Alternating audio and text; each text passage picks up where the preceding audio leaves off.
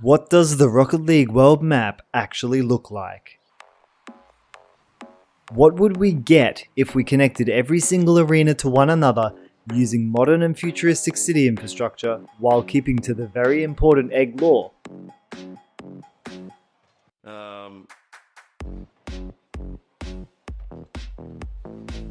Let's find out. Before we begin, however, we should establish some rules. 1. We will include as many Rocket League arenas as possible. 2.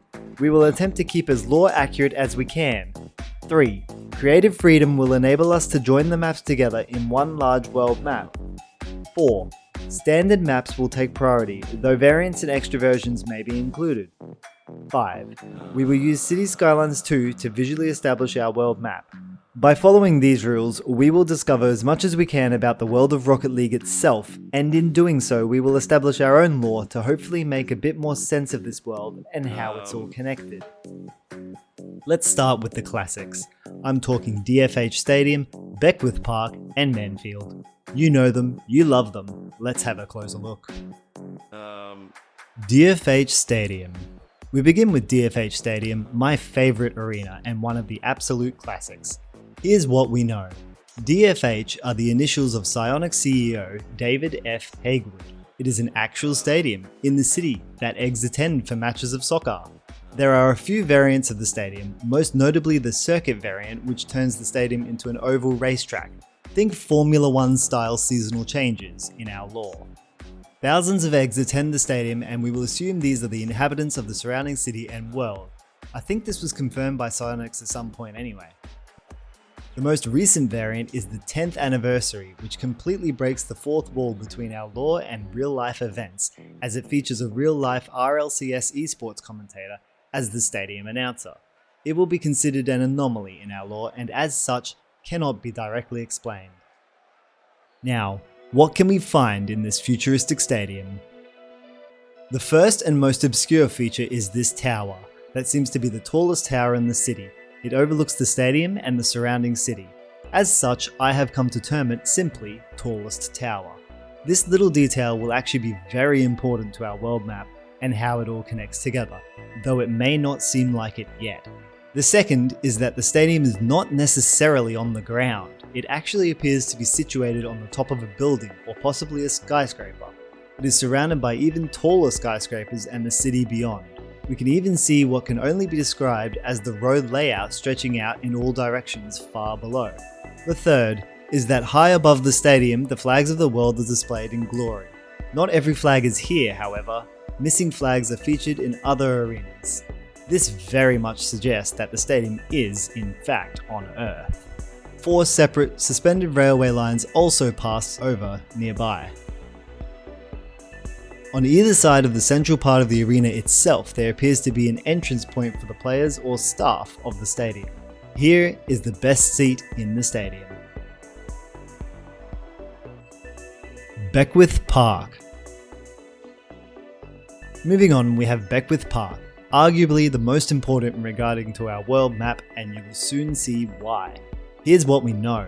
Beckwith is the surname of the Psyonix developers and brothers, Adam and Ben Beckwith. The arena is named after level designer and tech artist Ben Beckwith. It is based on a park the brothers would play soccer in when they were kids, and as such it is classified as an unofficial arena. Despite there being limited seating capacity in the form of benches, or bleachers for our American viewers, eggs are never seen attending the matches here, preferring to stay at home or do whatever it is that eggs do. Now, what can we find down at the park? The first and arguably the most important piece of information of this entire world map idea, which not only confirms the arenas are in the same universe, it confirms they are, in fact, part of the same region. As we zoom out of Beckwith Park, across the river in the background, we see none other than the glorious Mannfield Stadium. This may be the single most important information in mapping our city, as it confirms that yes, there can be multiple stadiums in the same regions. The second is also very important. As we fly out of Beckwith further, we see in the distance none other than what has to be the tallest tower, complete with its top point facing DFH Stadium way below, around about here. So from one arena, we can confirm there are at least 3 arenas in the overall vicinity. This is the heart of the idea of our world map and how the rest of the arenas will find their place in the world. Third, there are train tracks running nearby the arena along with some low hills or mountains, loosely suggesting a train connection to Urban Central. Dogs can be heard barking along with what sounds like bicycle bells softly ringing every now and then, heavily suggesting the suburban surrounding areas. And here's the best spot on the benches to sit and watch a local match of soccer. Mannfield. Finally, we have the RLCS certified classic arena, Mannfield Stadium. Here's what we know. Mannfield Stadium is across the river from Beckwith Park. Eggs attend this stadium and number in the thousands or even tens of thousands. In terms of seating capacity, this is one of the largest arenas. More and different world flags are seen displayed from the roof of the stadium. Now, what can we find in this egg world famous stadium? Not a lot, to be honest. However, as we zoom out of Mannfield, we see where Beckwith Park should be. And for our purposes, this is exactly where the arena is. Other than that, we see some buildings surrounding the stadium which create the Mannfield zone on our world map. The tallest tower can also be seen from the roof of Mannfield Stadium, and it is located exactly where it should be. We will also note that Mannfield appears to have space for a running track around the actual arena, creating a significant gap between the field and the crowd areas. The best place to watch a match in this famous stadium is here, halfway up and on the north side. So, these 3 arenas, interestingly enough the originals, enable us to set up a base for our world map. We start with Beckwith Park, placing a marker by the winding river. Then to the south, as it were, we will place the Mannfield marker.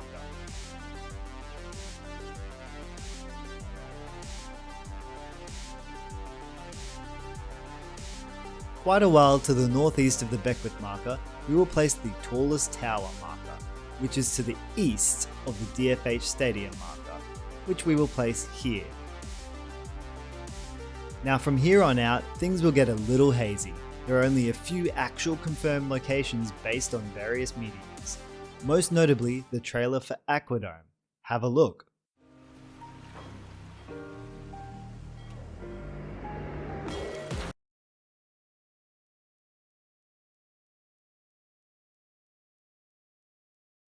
Right at the beginning, we see the ball fly out of Utopia Coliseum, hit a buoy in the water and sink down an unknown depth to Aquadome. We are going to use this trailer to confirm that Aquadome is in the vicinity, at least, of Utopia Coliseum. However, before we place the markers, let's have a closer look at these arenas. Utopia Coliseum. First, the majestic Utopia Coliseum, which was gilded in gold and marble as part of a previous rocket blast that featured the equally majestic Maestro battle car. Utopia Coliseum features a beautiful stadium design. Here's what we know. It was the first free map to be added to the game after release. It appears to be inspired by the Roman Colosseum. It has a very royal feel about it. Eggs attend this stadium as well, and it has seating capacity for thousands of them, however only to one side of the arena. Some of the scenery is actually moving and prominently features the Octane car. The snowy variant features a snowed-in Christmas theme. The gilded variant features a very regal theme, however there's graffiti in certain places on the arena walls, suggesting that a soccer culture is ingrained in the eggs that must have sprayed the graffiti. Now, what can we find in this beautiful arena?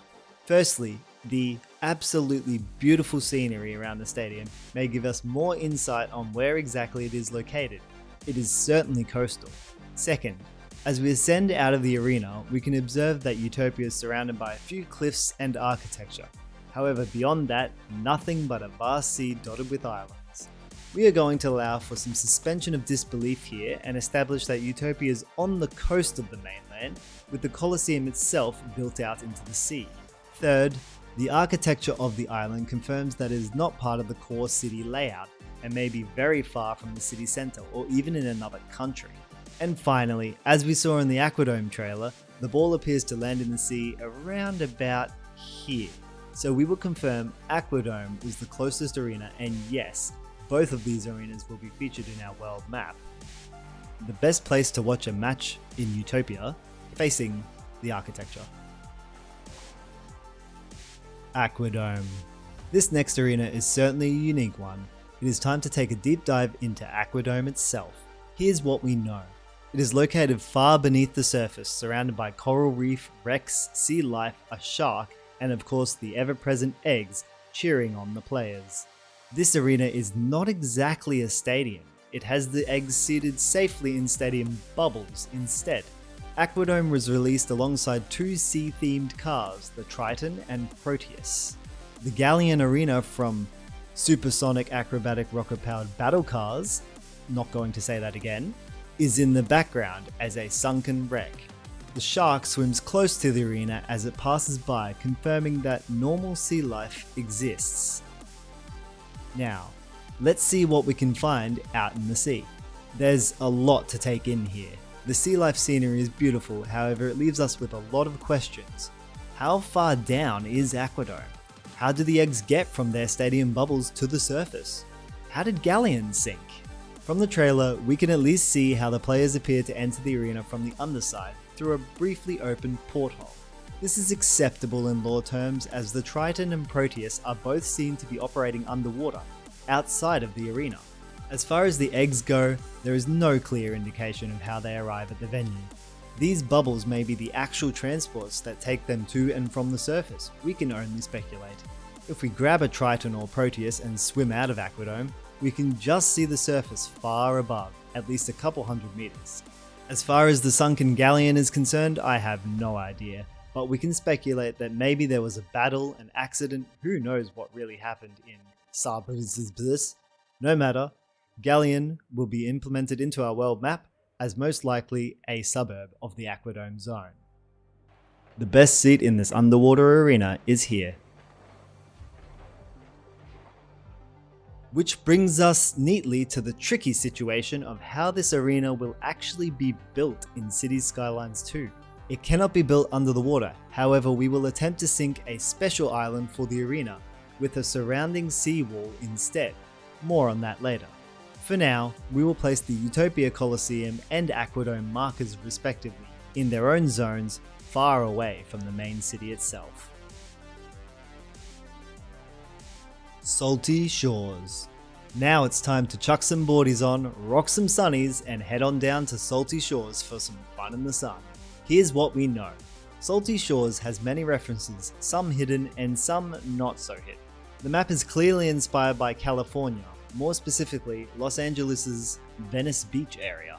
The eggs attending the arena are dressed up for summer, sporting sunnies, hats and the like, and the arena seating capacity is very low.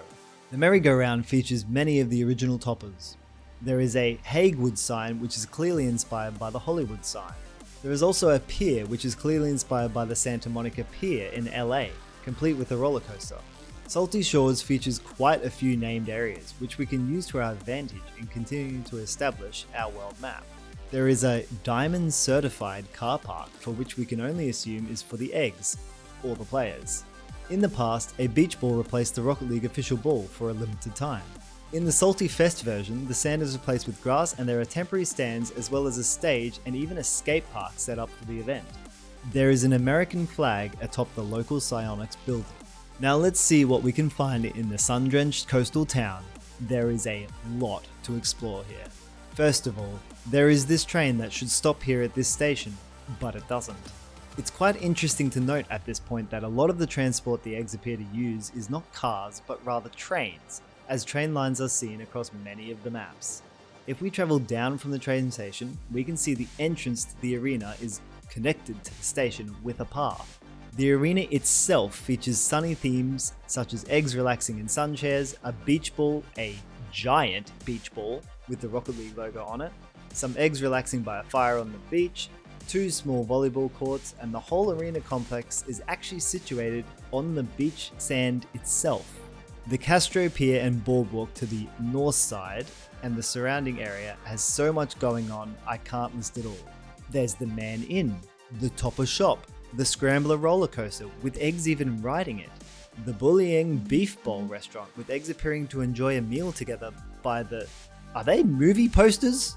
There's this building with bread for antennas, and judging by the water tower, the actual name of the place is O'Shawn Beach. But I don't like that name, so we are sticking with Salty Shores, and O'Shawn Beach can end up being a suburb or something. There's also the Ferris wheel, which appears to have some eggs kissing or cuddling each other. Oh, you thought I was done? Nah, there's the surf shop with surfboards, the Bayette shop spelled incorrectly for some mysterious reason, this buoy which is the exact same as the topper, there's the Say Yes to the Jess boat with an egg on it, not the only mention of this Jess character, and this weird carry-on pizza shop, which seems to suggest the eggs consume birds? The list goes on and on. Who knows what half of it means, but we can implement everything one way or another into our world map, for example, naming a hotel after Man Inn, or adding the Scrambler roller coaster. The layout of the roads in the area. This would be a nice template to build this coastal town of Salty Shores that surrounds the Salty Shores Arena itself. The road layout features the Diamond members only car park, and the nearby merry-go-round has a blue Rocket League ball on its roof. The surrounding parkland and pass are very nicely designed, and we will try to find a way to implement all this great design into the Salty Shores town. Further to the south, the roads wind up a hill and out of sight, but appear to lead all the way up into the mountains. The region. If we zoom out, we can see the Haywood sign off in the distance and the train line that flows in and out of the town. For our purposes, this train is travelling south in our world map, but will have a connection to both north and south respectively, with one of the lines connecting all the way back to Urban Central Station. The buildings behind the train station will also give us a rough idea of the size and scope of the town as a whole. The best seat in Salty Shores is here, facing out towards the beach. So, taking all of this information into account, we are going to place our Salty Shores marker quite a bit further south of Utopia Coliseum, also along the coast, as a sort of satellite city, far away from the main city area away to the north. The next lot of arenas should be a bit more streamlined than Salty Shores was to explore. Urban Central. Heading back up north, near some previously established locations, we have Urban Central, the central hub for the region's public transit systems, and one of the original maps. Here's what we know. Urban Central Arena is situated underneath an elevated train station, within a building dedicated to only the station and the arena below. The arena itself appears to be some sort of parking area or commuter zone for the station, when not being used for soccer matches. There are large clocks on either end and to the side of the arena, which spin out of control when a goal is scored. In our lore terms, we can put this down to the local power grid briefly going haywire from goal explosions. Let's see what we can uncover here. First of all, no eggs appear to attend here at all, either for the match or the train station itself. The arena has no seating whatsoever either, and instead features large windows to the mysterious outside world. Second, there are tire skid marks all over the floor of this arena, suggesting a less maintained and much less official setting than one of the big stadiums. Almost as if the battle cars playing soccer here have impromptu and unofficial matches away from the public eye, albeit in a train station car park of all things. As part of this apparent car park complex, there is also this tunnel underneath the arena, which may be recreated in our city as a road passing underneath the zone. Third, there appears to be this strange active flow of colour, both blue and orange, underneath the arena. This is likely some sort of futuristic power conduit used to power the entire building, or maybe just the arena. There is a total of no less than 8 elevated train tracks entering and exiting the building, very much suggesting that this is in fact the main transit terminal, at least in terms of trains, for the entire region, and for our world map as a whole. The mountains and hills in the area seem to suggest a connection to Beckwith Park. This is further supported by the train lines being of the same colour and design as the tracks seen over at Beckwith. A somewhat disconnect here is the fact the tallest tower is nowhere to be seen, but for the sake of our map, we are going to establish this building as where the tallest tower should be located. The best place to watch a game of soccer at Urban Central is from the platform above at the train station. As this is clearly going to be our main transit hub for the entire region, we are going to place Urban Central fairly close to the existing arenas of Beckwith Park, Mannfield and DFH Stadium, within the vicinity of the main city zone. Champions Field. This epic field was integrated into the world directly through the RLCS competitive esports, and as for our lore, well, I'll just let the devs do the talking on this one. Here's what we know, directly from the source. Champions Field celebrates the pure competition found in Rocket League, complete with a massive statue featuring our Shield logo, triple-decker seating, a must in any modern sports entertainment complex, and enough stadium lighting to make your match visible from outer space. So, somehow there is a human announcer on the loudspeakers, calling out plays such as shots, epic saves, and goals. This is an anomaly in our lore and cannot be directly explained. The arena features a rather unique circular mown grass pitch that only lends to the specialty of the stadium complex. The goals both seem to have their own entrance road tunnels that curve into, under, and out of the stadium itself and can feature as roads in our world map. This modern sports entertainment complex also has seating capacity for thousands of eggs, and it even appears to be televised or streamed using these futuristic camera drones labelled with ETV, which we can assume is Egg TV or Electronic TV. I believe it's actually Eric. They even automatically move and track the ball in each match. There is also a gigantic Jumbotron screen hanging from the ceiling. To complement this epic setting, the stadium also features the names of every single winner of the RLCS World Championship, proudly displayed on banners hanging from the roof of the stadium. However, this effectively breaks the fourth wall with our lore crossing over with real-life events won by Rocket League players. To keep our lore grounded, we will establish that these players were famous winners of RLCS matches within the world of years past and are celebrated by eggs and players alike. Interestingly, at the start of a match and when a goal is scored, fighter jets fly over the arena in celebration, confirming there are planes in this world likely flown by eggs. This very loosely suggests that the eggs have some sort of military or air force, albeit active or not. This may influence our choice of airport location on our world map. The arena has a grand entrance, possibly used by players before and after matches, but more likely it's used by the more important eggs to enter and exit this side of the stadium. The Rocket League logo is immortalized here as a massive statue, and the grandstands seem to have a modular aspect to them, with most displaying what appears to be hydraulic systems to open, close, or maybe even connect each grandstand. This suggests that modern stadiums can be rapidly deployed using this method, though is fully unconfirmed. We are going to place our Champions Field marker to the northeast of DFH Stadium, as it has a very similar vibe. It is likely to be in the vicinity of Neo Tokyo, Sovereign Heights, and or Dunkhouse. The region's airport may also be nearby. We will have to see.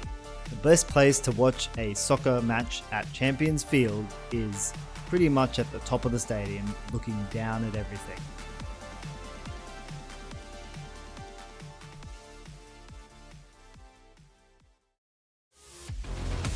Neo Tokyo. Okay, it's now time for the big one. You know it, you love it, you've probably heard some Englishman scream, "This is Rocket League" in it. Yes, it's Neo Tokyo, with the futuristic metropolis on full display. Neon lights, towering skyscrapers, and retro futuristic style come to Rocket League, and that's in the dev's own words too. Here's what we know, and there's a lot here, so sit tight and buckle up. Neo Tokyo had the most epic trailer ever released, hands down, bar none, absolutely the best trailer we've ever seen.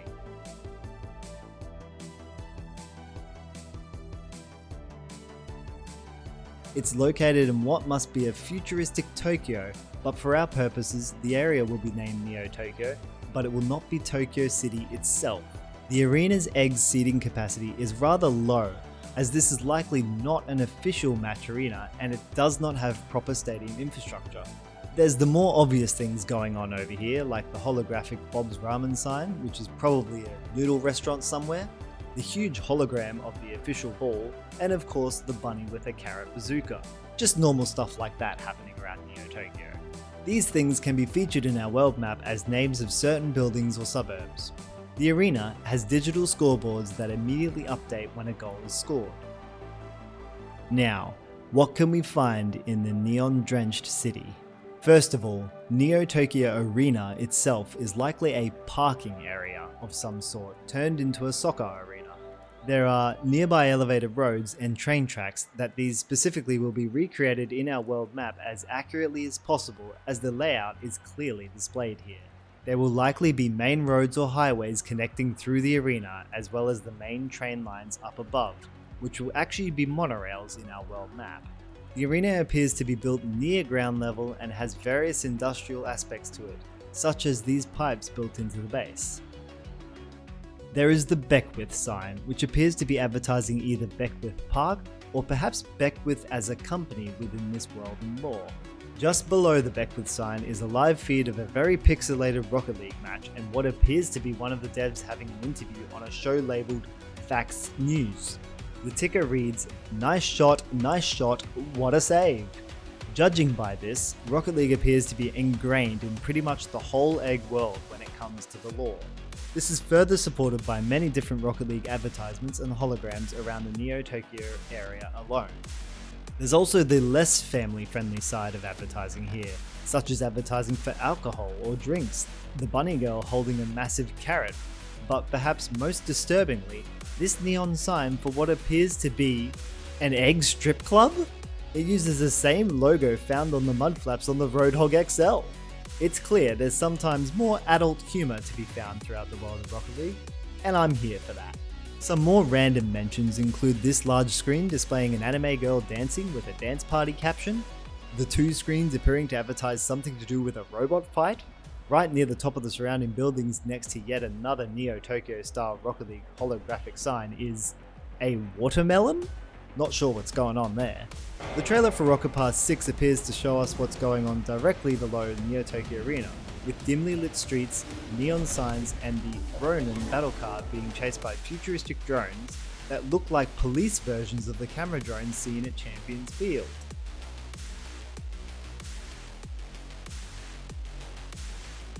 And last but not least, the holographic Moai, sitting atop one of the many buildings in the area.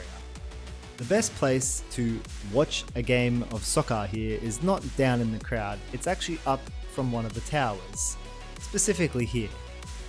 With Neo Tokyo Arena being so ingrained inside the city, as well as a bit of a road layout already established, it's safe to say Neo Tokyo will be located very close to the heart of the futuristic metropolis, around about here, in the relative vicinity of Champions Field and Sovereign Heights.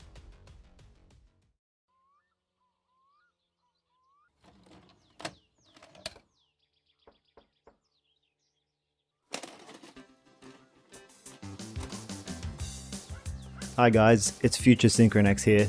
I didn't realize how long this project would actually take, so it's going to be split up in multiple parts.